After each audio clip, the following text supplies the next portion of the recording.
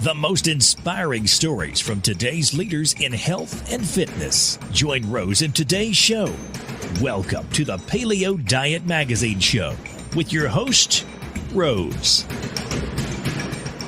In this episode, we will be speaking with Krista Butler. Krista will talk to us about supporting your local farmers market and how to prepare natural whole food. She will also share with you the right strategies and steps in placing the proper and preparing real food on the table in record time. Today we have Krista Butler. Krista Butler is a nutritional therapy practitioner. She received her Master's of Science at McGill University and her Bachelor of Art at Bishop University.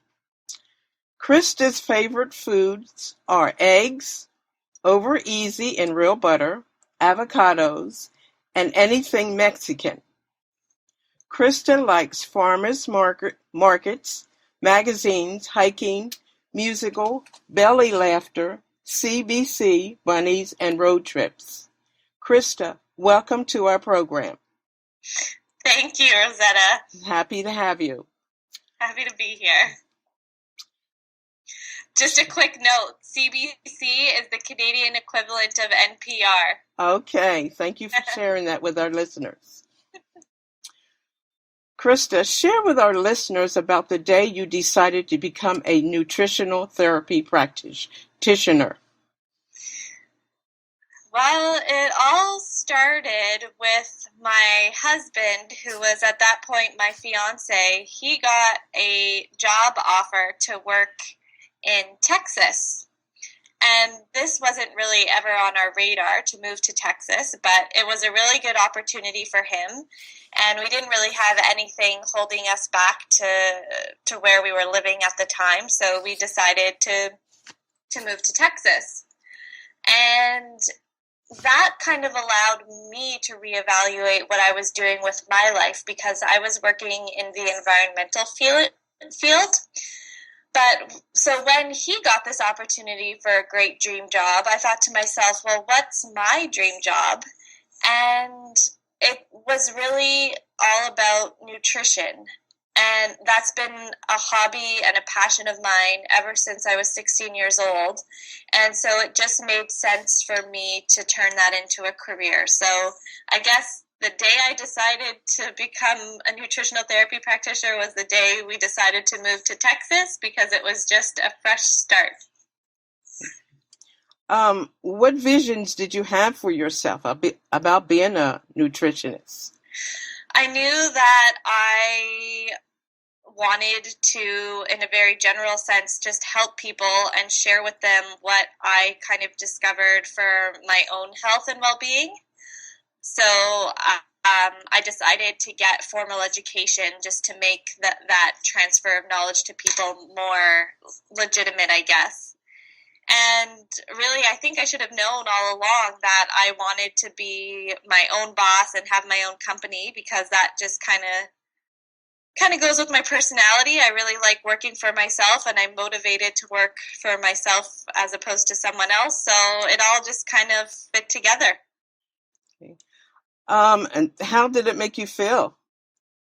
Just so good. Ever since that day I decided to do this until this current day, I am so grateful that every day I get to wake up and share amazing recipes with people and lead them to other people's recipes and just really get people inspired to put real food in their bodies.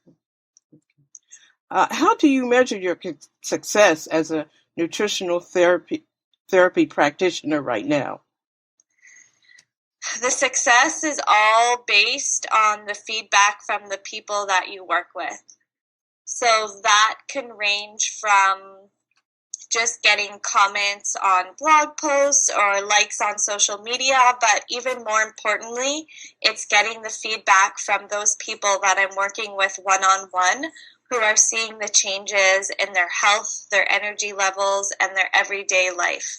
and they're experiencing the amazing changes that come to all aspects of your life when you change the way you eat to a healthy way. Okay. Tell me about the moment that you had the right strategies and the system in place to prepare real food on the table in record time. Can you repeat that? Okay. Tell me about the moment that you had the right strategies and the systems to place and prepare the real food on the table at record time. Say, for example, that people that have a busy lifestyle, what strategies would you give them to prepare food on the table in record time? So I know this from like 15 years of experimentation myself. The biggest tip that I can give to people is organization.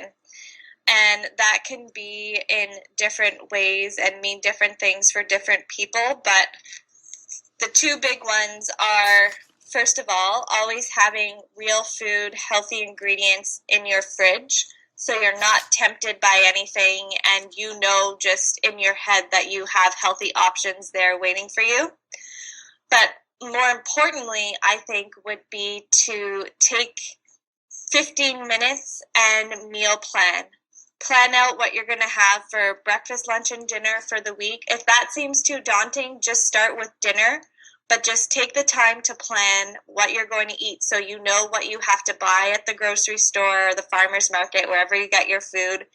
You know how much time it's going to take to prepare you in the evening. So if you're going to be late one night, you might want to make something that's faster than another night. And paired with that, another big tip is to always cook more than you're actually going to eat that night, so that you have leftovers to either eat for lunch the next day or to freeze and use as a meal a different night. Okay. Making extra food does sound like an excellent idea. I'm sure our readers and listeners will take advantage of that information. Yeah, because if you're already chopping up a carrot, you may as well chop up two, so you just have that much more. Yes, okay. Now, the foundation of your health depends on the food you are putting in your body. Now, this statement that I just read, tell us what this statement means to you. Well, every single cell in your body is made up of what you put into your body. And so at a cellular level, we are what we eat. So therefore, we can say that the foundation of your health depends on your cells, which depends on what you eat. So truly, you do have control over your health and your body by what you're putting in it. And this allows you to build a solid foundation for your health. Okay, I agree with that. Okay, I also read that you like farmers markets. Now, last weekend, I visited a historical public market in Lancaster County in Pennsylvania, and it was in the heart of the Amish country. It was located in a beautiful 120-year-old red brick building. For me, this was an awesome shopping experience. Can you tell me why you like farmers markets? Yes, well, that your trip to Pennsylvania, that sounds amazing. Farmers markets have a place in my heart for a couple of reasons. When I first got into nutrition, I was a vegetarian because I thought that that's what it was to be healthy. And I also thought I was doing good for the environment and all these things. But it was only when I started going to my local farmers market and seeing the farmers there who sold meat that they were doing it in a sustainable and, if I may say, beautiful way. They were raising their animals out on pasture, treating them well, and doing it how they would have done 100 years ago. So in my heart and in my head, I knew that I didn't have a problem with that kind of meat. And had I never gone to the farmer's market, I probably wouldn't have been exposed to that. So once I came to terms that there are people out there doing a great job with raising meat, I changed my eating habits and started incorporating this pasture-raised, amazing meat that is available when you support local and go to your farmers markets.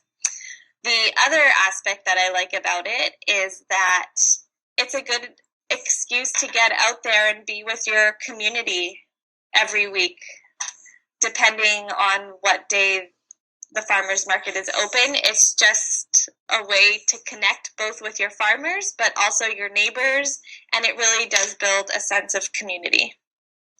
Oh, I agree with you. My experience at the farmers market was awesome. As I said, people are just so friendly, and it was just great just getting to know the people in the community. I felt like a part of the the family. So it was a great experience.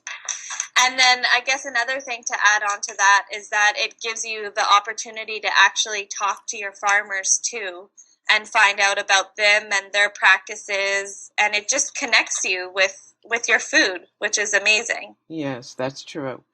Where can our listeners learn more about you?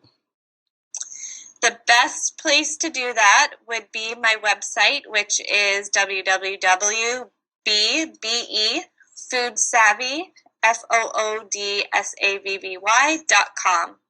And there they'll get tons of tips and tricks about how to live a real food life and eat their way to a life they love. Okay, thank you so much. I'm sure our listeners will go directly to your website and learn more about food that they can eat and like. Thank you so much, Krista. Thank you, Rosetta. Bye. Bye.